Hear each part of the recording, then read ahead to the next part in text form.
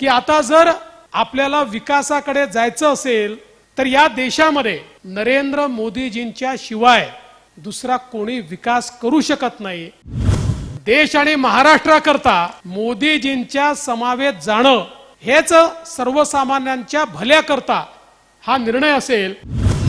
भारत माता की, भारत माता की, भारत माता की, छत्रपती शिवाजी महाराज की जय, छत्रपती शिवाजी महाराज की जय, धर्मवीर छत्रपती संभाजी महाराज की जय, जय भवानी, जय शिवाजी, जय भवानी, जय शिवाजी।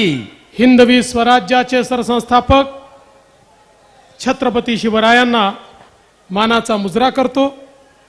भारतीय राज्यघटनेचे शिल्पकार भारतरत्न डॉक्टर बाबासाहेब आंबेडकर यांना मानवंदना अर्पित करतो। आज इंदापूर भारतीय जनता पार्टीच्या या महामेळाव्यामध्ये मंचावर उपस्थित असलेले आपल्या सर्वांचे लाडके नेते, ज्यांनी खऱ्या अर्थानं इंदापूर तालुक्याचा विकास केला आणि या तालुक्याचं चित्र बदललं, असे माजी मंत्री आमचे मित्र हर्षवर्धन पाटीलजी, श्री राहुल दादा कुल, वासुदेव नाना काळे, शरद जामदारजी, अविनाश घोलपजी, पृथ्वीराज जाचकजी, चंद्रराव अण्णा तावडे, जेबी अण्णा गावडे, स्नेहलताताई दगडे, युवा नेत्या आणि ज्यांनी या क्षेत्रात जिल्हा परिषदेच्या माध्यमातून उत्तम काम केलं त्या अंकिताताई पाटील, ॲडव्होकेट कृष्णाजी यादव, युवा नेते राजवर्धन पाटील, मारुतरावजी वनवे, नवनाथजी पडळकर, देवराजजी जाधव, रंजनजी तावरे, मुरलीधरजी निंबाळकर, तानाजीराव घोलप, आकाशजी कांबळे, माऊली चौरे, या ठिकाणी उपस्थित गजानन वागसे, माऊली बनकर, अतुल तिरखडकर, शीतलताई साबळे, मंचावर उपस्थित सर्व मान्यवर, कोणाचं नाव सुटलं असेल तर मी क्षमा मागतो, आणि उपस्थित सर्व माझ्या भगिनी आणि बंधूंनो, आज खरं म्हणजे या ठिकाणी विशेष रूपानं आपली भेट घेण्याकरता मी आलो। आपल्या सर्वांना कल्पना आहे 2019 साली जनतेने महाराष्ट्रामध्ये भारतीय जनता पक्षाच्या नेतृत्वाखालील महायुतीला पूर्ण बहुमत दिलं। दुर्दैवाने त्यावेळी आपल्या इंदापूर तालुक्यामध्ये छोटासा अपघात झाला। आमचे 25 वर्षाचे स्नेही असलेले हर्षवर्धनजी आमच्या आग्रह खातर 2019 साली भारतीय जनता पक्षामध्ये आले आणि भारतीय जनता पक्षाच्या कमळ चिन्हावर त्यांनी निवडणूक लढवली। वेळ कमी पडला, वेगळ्या प्रकारचं राजकारण झालं आणि अगदी 2000 मताने या ठिकाणी हर्षवर्धनजींना पराभव स्वीकारावा लागला। मनाला बोचणारा पराभव होता। आम्हाला सगळ्यांना पूर्ण अपेक्षा होती की हर्षवर्धनजी निवडून येतील, पण 2019 हे वर्षच अनपेक्षित घटनांचं वर्ष होतं। आपल्याला कल्पना आहे की पूर्ण बहुमत मिळाल्यानंतर देखील आपल्या सोबत आणि विशेषतः जनतेच्या मतांसोबत, जनतेच्या मॅन्डेट सोबत एक षडयंत्र झालं आणि त्या ठिकाणी वेगळ्या प्रकारचं सरकार हे स्थापन करण्यात आलं। जे लोक एकमेकाच्या विरोधात लढले होते त्या लोकांनी केवळ खुर्ची करता, केवळ पदाकरता त्या ठिकाणी युती केली आणि युद्धोजींसारखा आमचा 25 वर्षाचा मित्र आणि मित्रपक्ष निव्वळ खुर्ची करता पवार साहेबांच्या सोबत गेला, काँग्रेस सोबत गेला आणि एक वेगळं सरकार त्या ठिकाणी तयार झालं. बंधू भगिनींनो, 2.5 वर्ष हे सरकार चाललं आणि त्या काळामध्ये एक मोठा संघर्ष आपल्याला करावा लागला. आपल्याला कल्पना आहे, सातत्याने कोरोनाचा काळ असो की इतर काळ असो, ज्या प्रकारचा अन्याय हे सरकार सामान्य जनतेवर करत होतं, ज्या प्रकारचा व्यवहार या सरकारचा आपल्याला पाहायला मिळत होता, ज्या प्रकारची वसुली या सरकारच्या माध्यमातून चालली होती, महाराष्ट्राच्या इतिहासातील सर्वात मोठं वसुली सरकार हे 2.5 वर्ष त्या ठिकाणी आपल्याला पाहायला मिळालं. आणि त्याच वेळी आपल्याला कल्पना आहे की ज्या प्रकारचं राजकारण होत होतं ते सहन न झाल्यामुळे एकनाथरावजी शिंदे साहेब यांनी निर्णय केला की आता या महाविकास आघाडीमध्ये मी राहू शकत नाही. श्रद्धेय बाळासाहेब ठाकरेंनी ज्या उद्देशाने शिवसेना स्थापन केली, केवळ खुर्ची करता त्या उद्देशाला त्या ठिकाणी काळीमा फासण्याचं काम चाललं असेल आणि केवळ पुत्रा करता अशा प्रकारचे निर्णय त्या ठिकाणी होत असतील तर मी यांच्यासोबत कसा राहू असा विचार करून माननीय शिंदे साहेब हे शिवसेना घेऊन, संपूर्ण पक्ष घेऊन त्या ठिकाणून बाहेर पडले आणि आपण महायुतीचं सरकार पुन्हा एकदा या महाराष्ट्रामध्ये स्थापन केलं. हे सरकार स्थापन झाल्यानंतर आपल्याला कल्पना आहे की आपण अतिशय धडाडीने कामं करत होतो, पण त्याच वेळी राष्ट्रवादी काँग्रेसमध्ये देखील काही वेगळं घडत होतं. त्याही ठिकाणी काही खदखद होती, काही अस्वस्थता होती. त्याही ठिकाणी लोकांचं मत होतं आणि विशेषतः अजितदादा पवारांचं मत होतं की आता जर आपल्याला विकासाकडे जायचं असेल तर या देशामध्ये नरेंद्र मोदीजींच्या शिवाय दुसरा कोणी विकास करू शकत नाही. देश आणि महाराष्ट्राकरता मोदीजींच्या समवेत जाणं हेच सर्वसामान्यांच्या भल्याकरता हा निर्णय असेल. आणि म्हणून सातत्याने त्यांच्या पक्षातली मागणी वाढत होती की आपणही मोदीजींसोबत गेलं पाहिजे. आणि त्याचाच परिणाम असा झाला की शेवटी त्याही पक्षातल्या मेजॉरिटीने, बहुतांश लोकांनी हा निर्णय केला की आता आम्ही महाविकास आघाडीसोबत राहू शकत नाही, आम्हाला मोदीजींसोबत देशाच्या मुख्य धारेमध्ये काम करायचं आहे. आणि ते लोक देखील आपल्या सोबत आले. आता मला सांगा, जर कोणी आपल्या सोबत आलं तर त्याला घेतलं पाहिजे की नाही घेतलं पाहिजे? आपली शक्ती वाढवली पाहिजे की नाही वाढवली पाहिजे? एक संघटित पद्धतीनं या ठिकाणी आपल्याला मोदीजींची ताकद वाढवणं हे गरजेचं होतं. आणि म्हणून आपण निर्णय केला आणि अजितदादांना देखील सोबत घेतलं, राष्ट्रवादी काँग्रेस पक्ष देखील सोबत आला. आणि हे खरंय, त्याच्याने ताकद वाढली. पण काही ठिकाणी तसं तर राष्ट्रवादी काँग्रेसशीच बहुतांश ठिकाणी आपला संघर्ष होता आणि काही ठिकाणी तो टोकाचा संघर्ष होता. आपल्या इंदापूर सारख्या भागामध्ये मला याची कल्पना आहे की एक टोकाचा संघर्ष अनेक वर्ष सामान्य कार्यकर्ता हा त्यांच्या कार्यकर्त्यांशी करत होता. त्यामुळे साहजिक होतं की या कार्यकर्त्यांना त्या ठिकाणी त्यांच्यामध्ये एक भावना तयार होणं की ज्यांच्याशी आम्ही वर्षानुवर्ष लढतोय, आता त्यांच्यासोबत काम करायचं कसं. मला आठवतं की निर्णय ज्यावेळेस झाला त्यावेळेस 3-4 लोकांनाच मी बोलवलं, कारण मला माहिती होतं की ज्या लोकांनी इतका संघर्ष केला आहे त्यांची काय अडचण होणार आहे. त्यांना काय भोगावं लागणार आहे, त्यांना काय उत्तरं द्यावी लागणार आहेत, त्यांना कसे कार्यकर्ते सांभाळावे लागणार आहेत. त्या 3-4 लोकांपैकी एक हर्षवर्धन पाटील होते, ज्यांना मी बोलावून घेतलं आणि त्यांना सांगितलं, हर्षवर्धनजी, मोदी साहेबांकरता आपल्याला हा निर्णय करायचा आहे. मला कल्पना आहे तुम्हाला त्रास होणार आहे, तुमच्या कार्यकर्त्यांना त्रास होणार आहे, पण शेवटी आपलं ध्येय काय आहे? आपलं ध्येय विकास आहे, आपलं ध्येय विकसित भारत आहे, आपलं ध्येय विकसित महाराष्ट्र आहे. या महाराष्ट्रात आणि देशात राहणाऱ्या दीन दलित गोर गरीब आदिवासी शेतकरी शेतमजूर अल्पसंख्याक ओबीसी मराठा धनगर सगळ्या समाजातल्या 18 पगड जातीच्या लोकांना पुढे नेण्याकरता देशाचं नेतृत्व जर इतक्या चांगल्या प्रकारे काम करत असेल तर त्यांच्या पाठीशी महाराष्ट्र उभा करावा लागेल.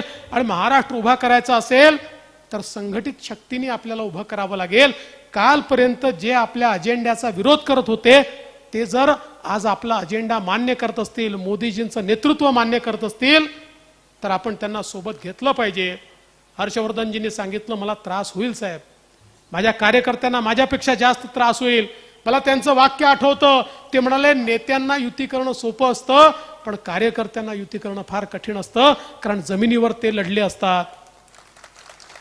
पण त्यांनी मला सांगितलं, हे जरी असलं तरी एकेका कार्यकर्त्याला मी समजावेन. भारतीय जनता पक्षाची ताकद या इंदापूर तालुक्यामध्ये या ठिकाणी हर्षवर्धनजी आल्यानंतर मोठ्या प्रमाणात वाढली. एक मोठा भारतीय जनता पक्ष आपण या ठिकाणी तयार केला, मजबूत केला, जो स्वतःच्या भरोशावर या ठिकाणी क्रांती करू शकतो. अशा प्रकारचा भारतीय जनता पक्ष या इंदापूर तालुक्यामध्ये आपल्या जुन्या कार्यकर्त्यांसमवेत जसे हर्षवर्धनजी आलेत आणि आपल्यापैकी अनेक लोक आलेत, तसा तो भारतीय जनता पक्ष एक मजबूत पक्ष या ठिकाणी तयार झाला. पण शेवटी एका मोठ्या ध्येयाकरता आपण सगळे काम करत असताना आपण त्यांना सोबत घेतलं. पण त्याही वेळी आणि काल परवा माझ्याकडे ज्यावेळी इंदापूर तालुक्यातले 150-200 प्रमुख कार्यकर्ते आले होते आणि खूप चर्चा झाली, मी सगळ्यांचं म्हणणं ऐकून घेतलं, सगळ्यांच्या शंका समजून घेतल्या आणि माझ्या मनात काय आहे ते देखील मी बोलून दाखवलं. सगळ्या गोष्टी इतक्या मोठ्या लोकांसमोर बोलता येत नाही आणि माध्यमांसमोर तर बोलताच येत नाही. माध्यमांना मी दोष देत नाही, पण शेवटी काय इंटरप्रिटेशन जाईल हे सांगता येत नाही. पण मी सगळ्यांचं म्हणणं ऐकून माझ्या मनात काय आहे हे मी सांगितलं. मी तुम्हाला आज विश्वास देण्याकरता आलो आहे. या ठिकाणी हर्षवर्धनजींनी सांगितलं की इंदापूर तालुक्याचं पालकत्व स्वीकारा. हर्षवर्धनजी वयाने माझ्यापेक्षा मोठे आहेत, माझ्या 5 वर्ष आधी ते आमदार झाले, माझ्या आधी ते मंत्री झाले, पण माझे ते मित्र आहेत आणि म्हणून त्या मित्रत्वाच्या नात्यातनं मी एवढंच सांगतो की केवळ इंदापूर तालुक्याचं नाही, हर्षवर्धन पाटलांसहित इंदापूर तालुक्याचं पालकत्व स्वीकारण्याकरता या ठिकाणी मी आलो.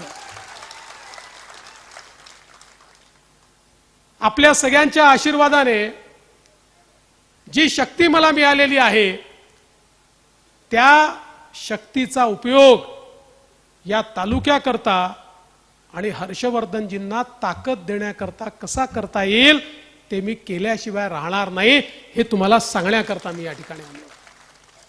आणि त्यांचा एक प्रदीर्घ अनुभव आहे.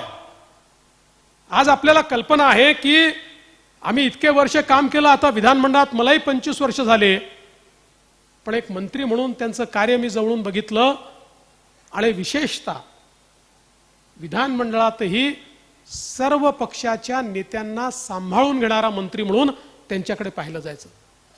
त्यांचं वय जास्त नव्हतं, पण त्यांच्यापेक्षा वयाने आणि अनुभवाने मोठे जे लोक होते त्यांनाही हर्षवर्धन पाटील एक हक्काचं घर वाटायचं, एक हक्काचा व्यक्ती वाटायचा. ही हातोटी त्यांच्या कामामध्ये आहे. आणि म्हणूनच आज आपण एका मोठ्या लढाईकडे चाललो आहे. काही लोकांना असं वाटतं की बारामतीची लढाई ही पवार साहेब आणि अजितदादांची आहे. काही लोकांना असं वाटतं की बारामतीची लढाई ही सुप्रियाताईंची आणि सुनेत्रा वहिनींची आहे. न ही लढाई पवार साहेब अजितदादांची आहे, न ही लढाई सुनेत्राताई सुप्रियाताईंची आहे. खऱ्या अर्थानं ही जर लढाई असेल तर ही नरेंद्र मोदीजी आणि राहुल गांधी यांच्यातली लढाई आहे. याचं कारण कोणीही निवडून आलं तरी देखील या ठिकाणी काही फार देशात बदल घडणार आहे अशी परिस्थिती नाही आहे. पण देशात बदल घडवणाऱ्याला कोण साथ देऊ शकतं याची ही खरी लढाई आहे. आज महायुतीचा उमेदवार जर निवडून आला तर मोदीजींच्या प्रत्येक विकासाच्या कार्याला एक हात वर असेल, एक बटन दाबलं जाईल आणि पूर्ण समर्थन दिलं जाईल. आणि गेल्या 5 वर्षामध्ये किंवा 10 वर्षामध्ये आपण बघितलं, मोदीजींनी या देशात परिवर्तनाचे जे जे निर्णय घेतले, जे निर्णय, आणि याच्यावर जर कोणाच्या मनात संशय असू शकत नाही की या देशामध्ये मोदीजींनी जे निर्णय घेतले ते ऐतिहासिक होते, अभूतपूर्व होते. होते की नाही सांगा? ऐतिहासिक होते की नाही? अभूतपूर्व होते की नाही? देश बदलणारे होते की नाही? गरिबाच्या जीवनामध्ये परिवर्तन करणारे होते की नाही? या प्रत्येक निर्णयाचा विरोध सुप्रियाताईंनी केला. प्रत्येक निर्णयाचा. तुम्ही लोकसभेमधलं एकूण एक भाषण काढा, मोदीजींच्या प्रत्येक निर्णयाचं, म्हणजे अगदी काश्मीरचं 370 कलम हटवण्याच्या संदर्भात ज्यावेळी या देशाच्या लोकसभेमध्ये अमितभाई शहांनी बिल मांडलं त्याचाही विरोध करणाऱ्या सुप्रियाताई होत्या. त्यामुळे आता बारामती मतदारसंघाने हे ठरवायचं आहे, व्यक्ती मोठा नाही आहे, ही काही शरद पवारांच्या विरोधातली लढाई नाही आहे. बारामती मतदारसंघातल्या लोकांनी हे ठरवायचं आहे की बारामतीचा खासदार हा मोदीजींच्या विकास यात्रेमध्ये चालेल की राहुल गांधींच्या ज्या समाजविरोधी आणि देशाचा विकासाचा अजेंडा पूर्णपणे डिरेल झाला पाहिजे अशा प्रकारच्या मानसिकतेच्या मागे चालेल, याचा फैसला या निवडणुकीच्या माध्यमातून होणार आहे. आणि म्हणून बंधू भगिनींनो, मला कल्पना आहे ही निवडणूक जशी जशी पुढे जाईल, ही निवडणूक एक प्रकारे वेगवेगळ्या भावनिक मुद्द्यांवर जाईल. पण लक्षात ठेवा, नरेंद्र मोदीजींनी या देशामध्ये गरीब कल्याणाचा अजेंडा चालवला. आज आपण पाहू शकतो जगाच्या पाठीवर हा रेकॉर्ड आहे की केवळ 10 वर्षामध्ये 25 कोटी लोक गरिबी रेषेच्या वर आले. जगात हे घडलं नाही. जगातले अर्थशास्त्री तोंडात बोटं घालतायत. ते म्हणतात हे कुठलं अर्थशास्त्र आहे की ज्याने 25 कोटी लोक गरिबी रेषेच्या वर आले? हे कोणतं अर्थशास्त्र आहे की ज्याच्यामध्ये भारतासारखा देश 20 कोटी लोकांना, ज्यांच्या डोक्यावर छप्पर नव्हतं, जे झोपडीत राहायचे, त्यांना पक्क घर देऊ शकतो? हे कोणतं अर्थकारण आहे की 75 वर्षानंतर ज्या 50 कोटी लोकांना पिण्याचं पाणी नव्हतं, ज्यांना हंडे घेऊन विहिरीवर नाहीतर तलावावर जावं लागायचं, नदीवर जावं लागायचं, अशा 50 कोटी लोकांना शुद्ध पिण्याचं पाणी त्यांच्या घरी मिळालं? हे कोणतं अर्थकारण आहे? हे कोणतं अर्थकारण आहे की गरिबाला त्याच्या घरी शौचालय मिळालं, त्याच्या घरी गॅस मिळाला? हे कोणतं अर्थकारण आहे की ज्याच्यामध्ये 50 कोटी पेक्षा जास्त लोकांना मुद्राचं लोन मिळालं आणि ते आपल्या पायावर उभे राहिले? आणि त्याहीपेक्षा या देशामध्ये महिलांच्या अधिकारितेकरता यापूर्वी कधीच असं घडलं नव्हतं. 31 कोटी महिलांना मुद्राचं लोन मिळालं आणि 31 कोटी महिला, आणि महिला ज्यावेळेस आपल्या पायावर उभ्या राहतात त्यावेळेस तो परिवार आपल्या पायावर उभा राहतो. त्या 31 कोटी परिवारांना आपल्या पायावर उभं करण्याचं काम हे मोदीजींनी या ठिकाणी करून दाखवलं. आज गरीब असेल, शेतकरी असेल, आदिवासी असेल, आज आपण बघा, मोदीजी ज्यावेळी देशाचे प्रधानमंत्री झाले त्यावेळी आपल्याही राज्यातले मोठे मोठे नेते म्हणायचे, अरे मोदींना ऊसातलं काय समजतं, मोदींना साखरतलं काय समजतं, मोदींना कारखानदारीतलं काय समजतं, ऊसाच्या शेतकऱ्याचं काय समजतं. पण आज हर्षवर्धनजी या ठिकाणी आहेत, ते तर सगळ्यात मोठ्या बॉडीचे आता चेअरमन त्या ठिकाणी झालेले आहेत. आज त्यांना तुम्ही विचारा की साखर कारखानदारी टिकली आणि शेतकऱ्याला ही FRP मिळाली, याचं एकमेव कारण मोदीजींनी जे वेगवेगळ्या या ठिकाणी नीती घेतली, हजारो कोटी रुपये ऊस उत्पादक शेतकऱ्याला आणि कारखानदारी जिवंत ठेवण्याकरता मोदीजींनी त्या ठिकाणी दिले आणि प्रत्येक वेळी आवश्यक तशा प्रकारची नीती आणि निर्णय हे मोदीजींनी घेतल्यामुळे आज आमचा ऊसाचा शेतकरी या ठिकाणी खऱ्या अर्थानं ताठमानेनं जगू शकतोय आणि आमचे कारखाने या ठिकाणी जिवंत आहेत.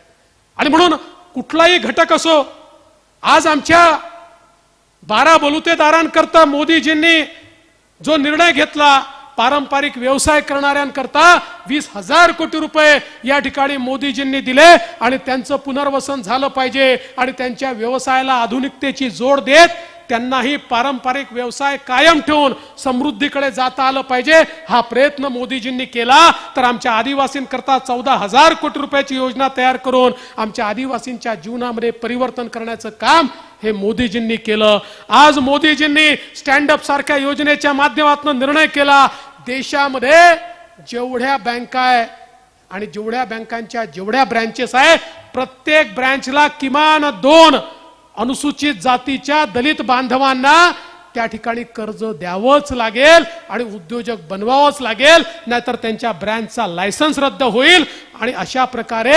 हजारो नव्हे लाखो दलित उद्योजक आज या देशामध्ये मोदीजींनी तयार केले.